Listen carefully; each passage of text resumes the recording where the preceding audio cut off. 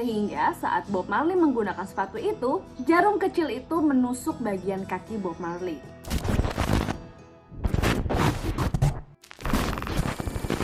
Hai guys, ngapain? Gimana kabar lo? Semoga lo sehat dan keren selalu ya. Selamat datang di Misteri Musik Malam Minggu di Dunia Dalam Bertika. Buat lo yang baru bergabung mungkin bingung ini segmen apa?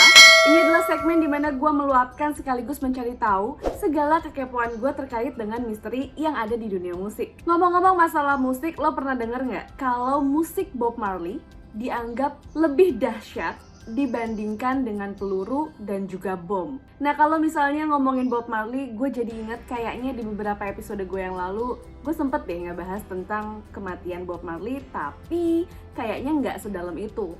Dan rasanya sayang banget kalau gue nggak ngebahas tentang apa yang terjadi dengan Bob Marley, sang legend dari musik reggae tersebut. Gimana enggak kalau lo sebagai pecinta musik reggae, pastinya lo tahu bahwa kematian Bob Marley itu dulu sangat kontroversi karena selalu dikaitkan dengan adanya teori konspirasi. Gimana enggak dikaitkan dengan teori konspirasi? Karena pada masa hidupnya, Bob Marley memang seringkali hampir mati dengan adanya beberapa kali percobaan pembunuhan atas dirinya. Sampai akhirnya pada tahun 1981, Bob Marley benar-benar meninggal yang diduga akibat sebuah penyakit. Kuilah, nggak usah lama-lama lagi, kita langsung bahas aja ada apa sih di balik kematian Bob Marley.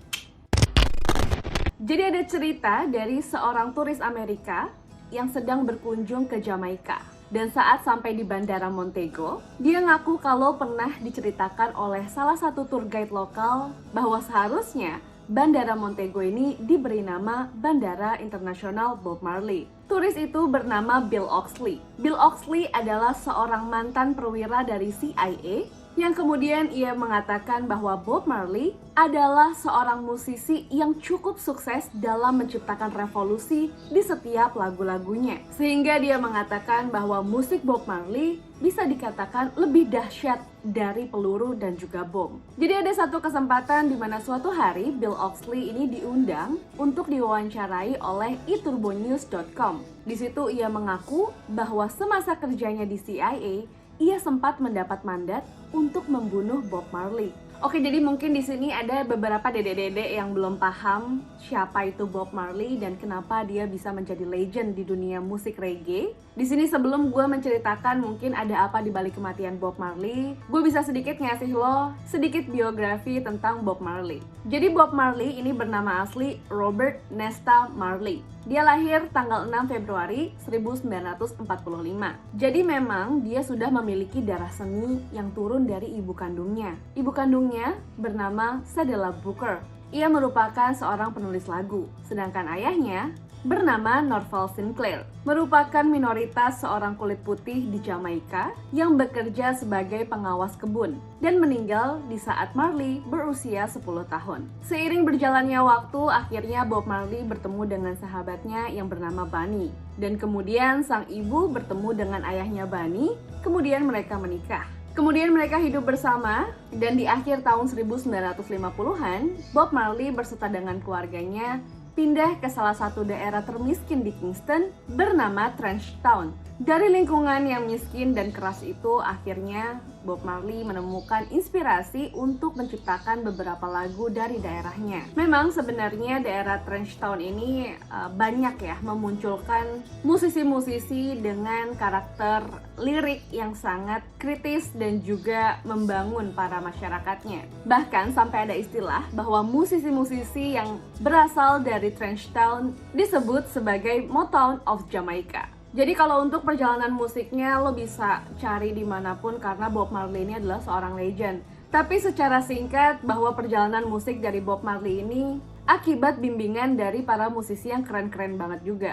Yaitu salah satunya adalah Joe Hicks. Dan hampir sebagian besar aspek musik yang diciptakan oleh Bob Marley itu adalah terinspirasi dari beberapa musisi-musisi hebat. Seperti Ray Charles, Elvis Presley, Fats Domino, dan juga Drifters. Dan berkat itu semua, Bob Marley hingga saat ini masih dikenal sebagai seorang musisi, seorang penyanyi, seorang pencipta lagu dari dunia musik reggae yang paling tersohor dalam dunia reggae. Selain karena dikenal dalam kelihayannya membuat elemen-elemen musik yang unik dan juga lirik-lirik dalam lagunya, Bob Marley juga terkenal sebagai seorang yang memiliki keyakinan kuat terhadap gerakan Rastafarian. Dan tentu aja, keyakinan itu tidak semerta-merta muncul, tapi karena sangat tercermin dari semua lirik yang ada di lagu-lagunya Bob Marley. Oleh karena itu, lirik dari lagu-lagunya Bob Marley dianggap dapat menggerakkan sebagian besar orang Jamaika yang mayoritas berkulit hitam untuk membuat gerakan Rastafarian atau kedamaian anti perang, sehingga tentu aja gerakan itu akan melawan segala bentuk peperangan atau dalam arti lain menolak adanya perang. Kenapa sampai bawa-bawa perang? Karena pada saat itu ada isu yang mengabarkan bahwa mayoritas orang Jamaika yang berkulit hitam dijadikan sebagai objek untuk memulai adanya pertikaian atau peperangan dunia. Gimana enggak? Karena kalau adanya perang, itu artinya akan menjadi lahan politisasi bagi negara-negara terkait dan tentunya negara-negara besar yang dapat meraup keuntungan yang tidak terhingga. Jadi kasarnya, kalau nggak ada perang, nggak ada uang. Seperti yang gue bilang tadi di awal, kalau hidupnya Bob Marley memang hampir bisa dikatakan tidak pernah tenang ya. Karena dia sering banget mendapatkan ancaman, bahkan percobaan pembunuhan di kediamannya sendiri yang mengakibatkan manajernya juga menjadi korban pada saat kejadian itu. Sampai akhirnya pada tanggal 11 Mei 1981, Bob Marley benar-benar dikatakan meninggal dunia akibat sebuah penyakit yang dideritanya, yaitu cedera kaki yang dialami saat setelah dia bermain sepak bola dan didiagnosa mengidap penyakit malignan melanoma. Dan pada saat itu cedera pada kakinya sangat parah sehingga dokter menyarankan untuk diamputasi. Tapi Bob Marley nggak mau. Dan sampai akhirnya diagnosa tersebut menjadi sebuah kanker yang menyebar ke seluruh tubuhnya. Dan kanker itulah yang mengakibatkan kematiannya. Tentu aja kabar kematian dari Bob Marley nggak bisa dianggap simple kayak gitu aja. Karena pada saat itu ada kabar yang mengatakan bahwa hampir semua agen dari CIA yang berhasil membunuh Bob Marley akan mendapatkan reward besar banget. Sebenarnya alasannya apa sih sampai lo pengen banget ngebunuh Bob Marley pada saat itu? Yaitu tadi yang gue bilang. Jadi Bob Marley ini terkenal dengan lirik-liriknya yang menggerakkan hati para mayoritas warga di Jamaika untuk melakukan gerakan anti perang alias mengutarakan sebuah perdamaian. Nah, hal itu dianggap sebagai suatu ancaman karena apabila masyarakat mendengarkan Bob Marley lewat lirik-lirik lagunya, maka tidak akan terjadi perang. Di mana saat perang terjadi, banyak negara-negara kecil atau miskin akan melakukan hutang kepada negara-negara besar. Dan hutang itulah yang nantinya akan berbunga-bunga yang diharapkan oleh negara-negara tertentu untuk menciptakan adanya perang. Jadi kurang lebih sebenarnya ini adalah sebuah konspirasi dari beberapa negara besar yang mengutus para agen CIA untuk membungkam seorang musisi yang dianggap revolusioner melalui musik-musiknya, yaitu Bob Marley. Dan kenapa sampai dianggap sebesar itu? Karena ternyata memang dampak dari lagu-lagu Bob Marley ini sudah mulai menampakkan adanya gerakan-gerakan kecil di Jamaika yang cenderung akan melakukan revolusioner, dan hal itu dianggap sebagai ancaman. Tapi sebenarnya gimana sih kematian dari Bob Marley?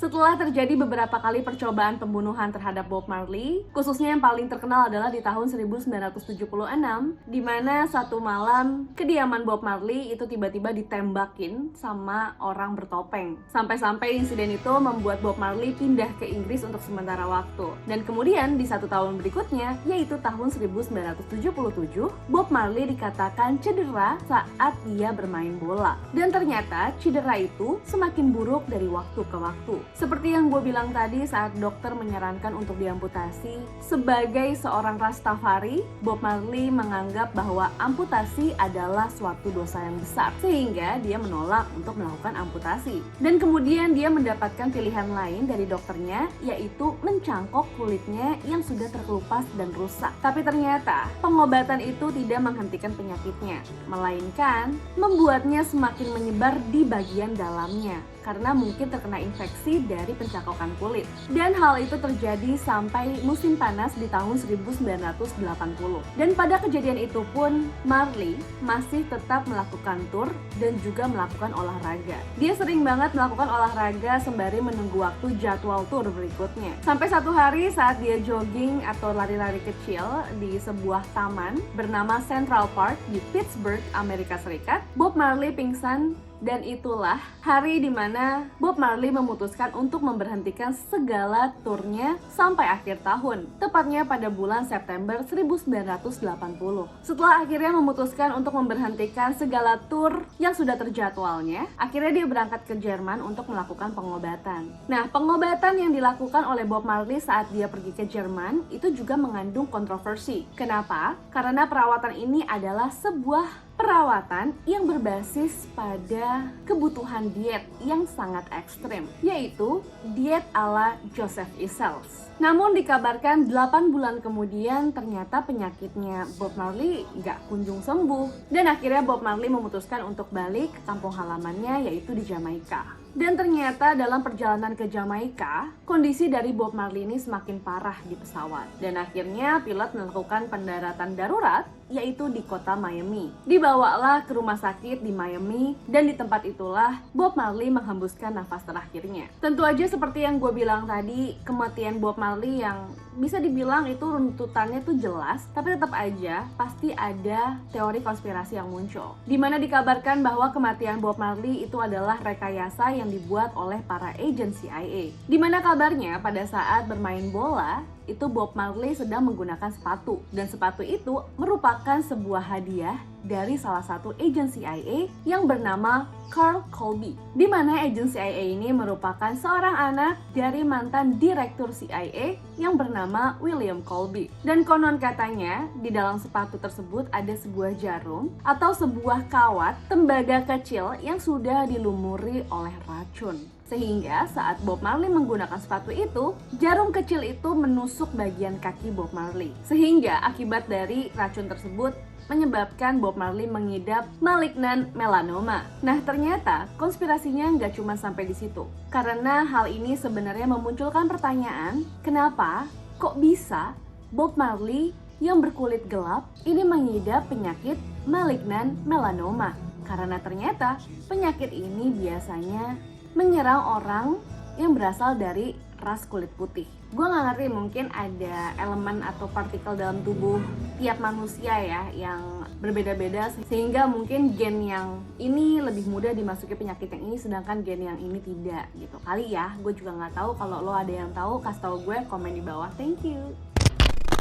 Anyway, karena adanya dugaan penyakit itu, akhirnya muncullah teori yang mengatakan bahwa sebenarnya Bob Marley tidak mengidap penyakit itu, melainkan penyakit itu adalah penyakit yang ditempelkan oleh dirinya. Tapi kalau misalnya kita ngomongin ras kulit putih dan kulit hitam, bukannya papah kandungnya Bob Marley adalah kulit putih ya? Kan bisa aja gennya terbawa, ya nggak sih? Dan ada juga kabar yang mengatakan bahwa Joseph Essels atau dokter yang mencetuskan perawatan melalui diet ketatnya itu merupakan seorang perwira Secret Service yang bekerja sama dengan CIA dan bertugas untuk meracuni Bob Marley secara terus-menerus sehingga tidak memungkinkan untuk Bob Marley sembuh apalagi hidup. Tapi di luar dari teori tentang penyakitnya, ada juga teori lain yang dimana dikabarkan bahwa Marley sebelum dia meninggal merupakan seorang pendukung politikus, yaitu Perdana Menteri Jamaika yang bernama Michael Manley. Dan ternyata pada masa itu, dukungan yang diputuskan oleh seorang Bob Marley dapat merugikan oposisi. Jadi maksud dari teori konspirasi ini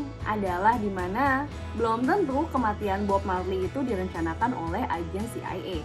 Bisa jadi ini dilakukan oleh para pendukung partai oposisi. Tapi selepas dari segala teori tentang kematian Bob Marley, yang patut dibanggakan adalah Bob Marley saat ia meninggal, ia diberikan penghargaan kepada negaranya sebagai musisi reggae yang paling berpengaruh sepanjang masa, khususnya di Jamaika. Dan kemudian dia dianggap sebagai pahlawan revolusioner, dan bahkan pada saat pemakaman, prosesi pemakaman dilakukan secara kenegaraan seperti mereka sedang memakamkan seorang pahlawan. Dan memang benar, di sini Bob Marley sebagai pahlawan revolusioner bagi rakyat Jamaika. Dan saat pagelaran pemakaman dari Bob Marley 21 Mei 1981, Perdana Menteri Jamaika pada saat itu yang bernama Edward Sega melakukan pidato di pemakaman Bob Marley. Dan tentu saja berdasarkan dari pengakuan keluarga Bob Marley, ia dimakamkan di sebuah kapel dekat tempat kelahirannya bersamaan dengan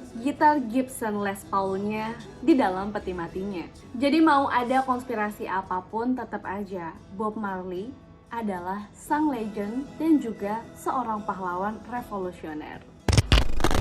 Oke deh, segitu dulu buat episode kali ini. Semoga bermanfaat dan juga menghibur malam minggu kalian yang di rumah aja. Dan tentu aja gue menerima kritik dan saran. Kalian boleh tulis di comment box di bawah, atau boleh banget langsung direct message gue di Instagram @_timotanantia. Makasih buat lo yang udah nonton sampai habis. See you, bye!